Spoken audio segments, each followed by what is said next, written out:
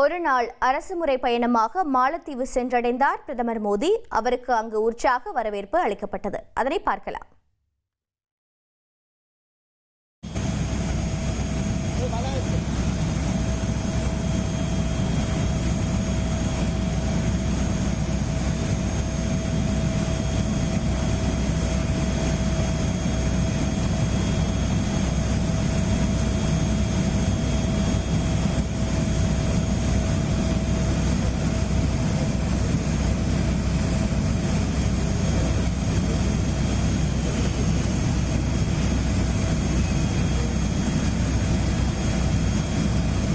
கூடுதல் விவரங்களை செய்தியாளர் ரமேஷ்குமார் வழங்கிட கேட்கலாம்.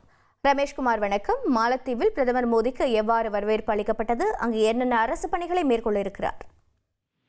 அரசுமுறை பயணமாக மாலத்தீவு சென்றுள்ள பிரதமர் மோடி அந்நாட்டு தலைநகர் மாலவி சென்றடைந்திருக்கிறார். விமான நிலையத்தில் அந்நாட்டு அதிபர் முகமது மொய்சுவே பிரதமர் மோடியை நேரில் சென்று வரவேற்றிருக்கிறார். அந்நாட்டு அதிபர் மட்டுமின்றி மாலத்தீவினுடைய வெளியுறவு அமைச்சர், பாதுகாப்பு அமைச்சர், நிதி அமைச்சர் மற்றும் உள்நாட்டு அமைச்சர் உள்ளிட்ட பலரும் பிரதமர் மோடியை விமான நிலையத்தில் நேரில் சென்று வரவேற்று அவருக்கு சிவப்பு கம்பள வரவேற்பும் பாரம்பரிய அணிவகுப்பு மரியாதையும் அளித்து வருகிறார்கள்.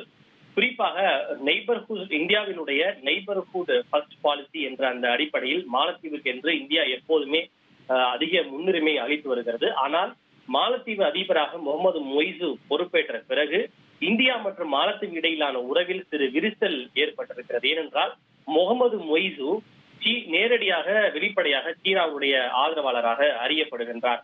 அவர் அதிபராக பதவியேற்ற பிறகு இரு நாடுகளிடையேயான வர்த்தகம் கூட பாதிக்கப்பட்டது. இந்த நிலையில் பிரதமர் மோடி கடந்த சில ஆண்டுகளுக்கு முன்பு லட்சத்தீவு சென்று போட்டோஷூட் நடத்தியதை தொடர்ந்து இந்தியாவிலிருந்து மாலத்தீவு செல்லக்கூடிய சுற்றுலா பயணிகளுடைய வருகையும் கணிசமாக பாதிக்கப்பட்டது.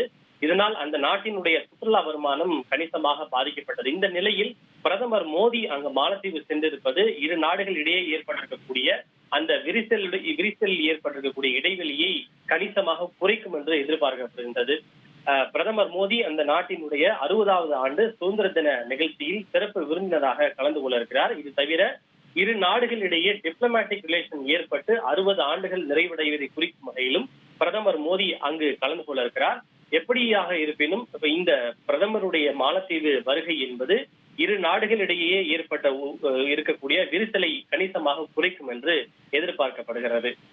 உங்கள் தந்திவன் தொலைக்காட்சியில் திருவாய் மலர்வாய் திங்கள்தோறும் இரவு 8 மணிக்கு காண தவறாதீர்கள்.